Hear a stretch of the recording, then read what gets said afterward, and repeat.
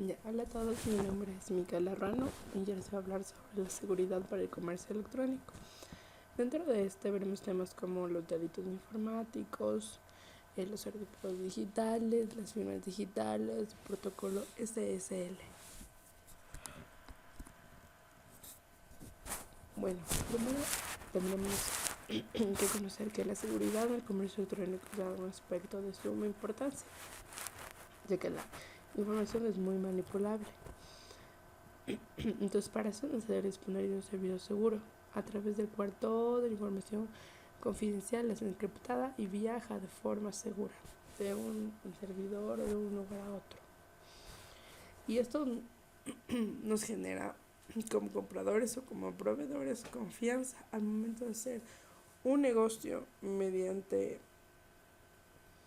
la web, es decir, un comercio electrónico. Un dato importante es que la Organización de las Naciones Unidas reconoce los siguientes tipos de delitos informáticos. El primero son los fraudes cometidos mediante manipulación de computadoras. Segundo, la manipulación de datos de entrada, es decir, como nosotros vamos ingresando los datos. Y tercero, daños o modificaciones de programas o datos computarizados. Bueno, primero entenderemos qué son los delitos informáticos. Son toda acción antijurídica y culpable que se da por vías informáticas o que tiene por objeto destruir y dañar ordenadores, medios electrónicos y redes de internet. Dentro de los delitos tenemos uno que es la informática como medio del delito. Dentro de este grupo tenemos, por ejemplo, la falsificación de documentos electrónicos, el asalto en cajeros automáticos, el robo o la copia de tarjetas de crédito, el robo de identidad, fraudes electrónicos, pornografía infantil, etc. Y ahora, en cambio, dentro de la informática como objeto del delito. Entonces, dentro del grupo tenemos, por ejemplo, el sabotaje informático, la piratería informática, el hackeo, el craqueo, el DDNS, que es la denegación de servidor de nombres de dominio. Entonces, veamos primero la informática como medio del delito. Entonces, tenemos, como les dije, los de cajeros automáticos y tarjetas de crédito.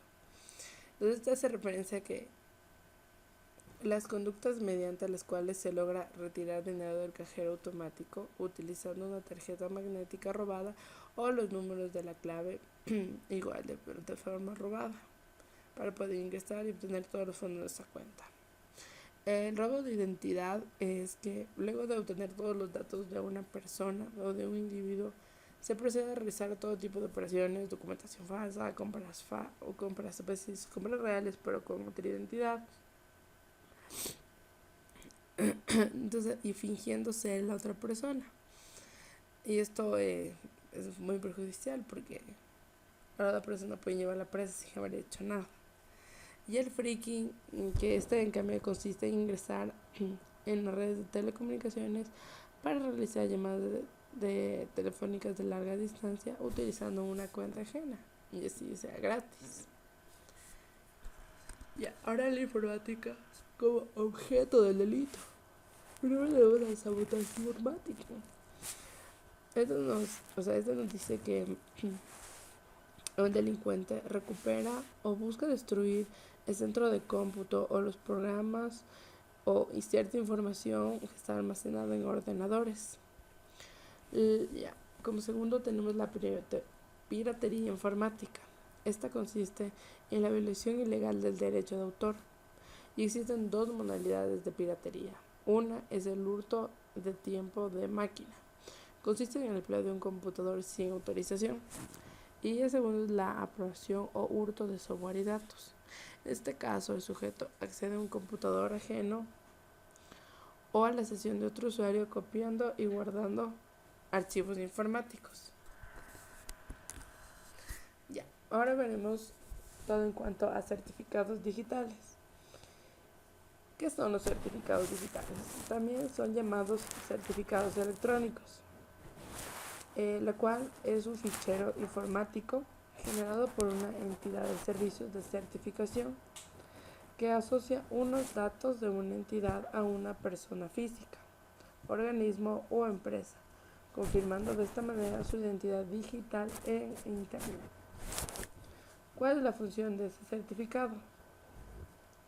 Es autenticar, es decir, dar fe de que es una persona real y de que sus datos son correctos, para que nos sirva para poder cifrar las comunicaciones y firmar digitalmente. Ya, en el Ecuador, el Banco Central es aquel encargado de emitir tanto certificados digitales como firmas electrónicas. Ya, ¿cómo usamos este certificado? Autenticar la identidad del usuario de forma electrónica ante terceros, es decir, dar fe o dar confianza de la identidad de su usuario. Firmar electrónicamente de forma que se garantice la integridad de los datos transmitidos y su procedencia.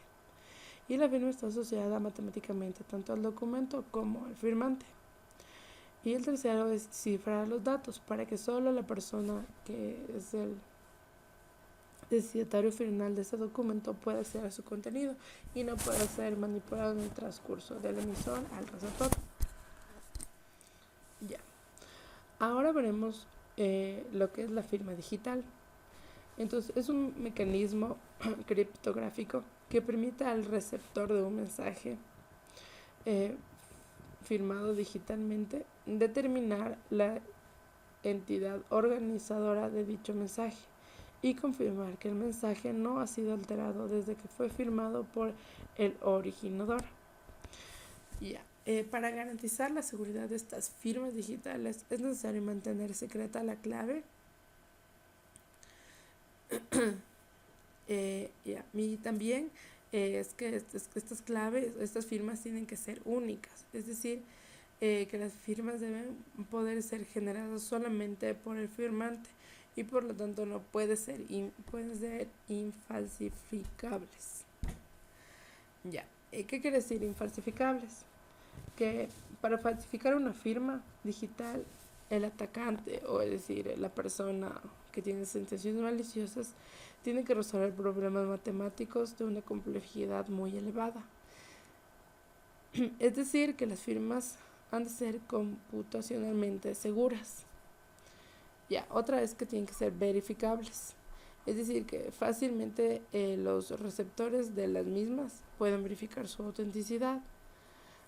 Esto también es necesario para los jueces o para autoridades competentes. Por ejemplo, en caso de que haya algún juicio, mediante esto pueden autenticar cierto documento o garantizar la veracidad de cierto documento. La otra es que tienen que ser innegables, es decir, que el firmante no debe ser capaz de negar su propia firma. Entonces, tiene que haber algún dato que garantice, o que aunque sea el día que no es su firma, pero según un dato que se encuentre criptogramado, se puede verificar que sí es la firma de esa persona. Y tienen que ser viables. Las firmas tienen que ser fáciles de generar por parte del firmante, es decir, no requieran de mucha técnica, sino de mucha ciencia, sino que sean de forma fácil. Ya. Estas firmas digitales se pueden clasificar en función del modo en que se constituyen. Entonces podemos basarnos en diferentes tipos de técnicas. Uno es basándonos en la supuesta seguridad de los dispositivos físicos. Dos es basándonos en criptograma de clave simétrica. Y tres, en criptograma de clave asimétrica. Ya, la primera es basándonos en la seguridad de los dispositivos físicos, como por ejemplo tenemos una tarjeta inteligente que supone que es resistente a modificaciones y es difícil acceder a su clave, la que se encuentra almacenada en la tarjeta. Por tanto, podemos utilizar una tarjeta inteligente con un algoritmo criptográfico para construir una firma digital que no sea fácil de robar, de copiar. La otra técnica es basándonos en la criptografía de clave simétrica. La clave simétrica, en sí se basa en el uso de una función de un solo sentido, pero este tipo de técnica tiene una desventaja y es el tipo de esquema del tamaño de las claves y de las firmas, y el hecho de que solo pueden ser usadas un número fijo de veces. Ya, un tipo de firmas que existen, las firmas Desmet, Laporte-Difet, de Rabin, de Matthias y Meyer. Ya. La otra es basándose en criptografía de clave asimétrica. En cambio, esto se basa en un concepto de funciones de un solo sentido, pero con trampa. Ya, estas son funciones fáciles de computar en una sola dirección y difíciles de computar en otra dirección, ya que son en un solo sentido y con trampa. Ya, excepto de que alguien conozca esa información, cierta información que sería la trampa, que es lo que la hace más segura que la clave simétrica.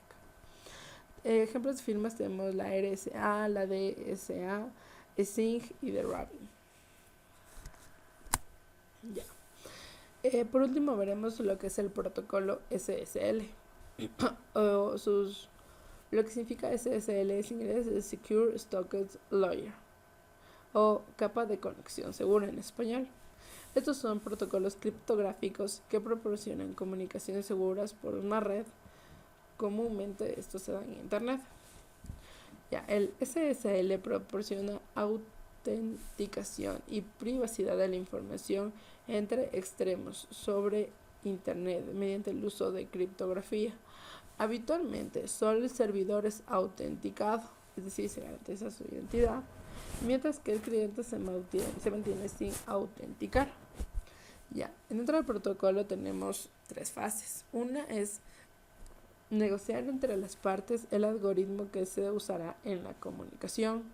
2 es el intercambio de claves públicas y autenticación basada en certificados digitales. Y 3 es el cifrado del tráfico basado en cifrado simétrico.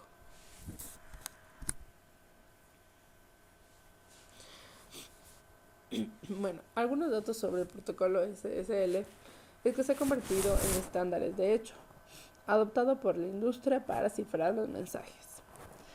Este protocolo es soportado por la mayoría de navegadores y servidores en la web. Como ustedes saben, tenemos a Google Chrome, a Mozilla, a Internet Explorer, etc. Este protocolo también se utiliza el método cifrado asimétrico, como les expliqué anteriormente. También las diferentes versiones de este protocolo dependen de la longitud de la clave pública generada.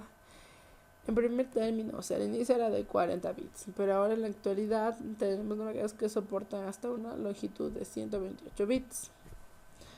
Ya, también con SSL, con el protocolo SSL, toda la información de la transacción recae en la confianza que el cliente le tenga al vendedor.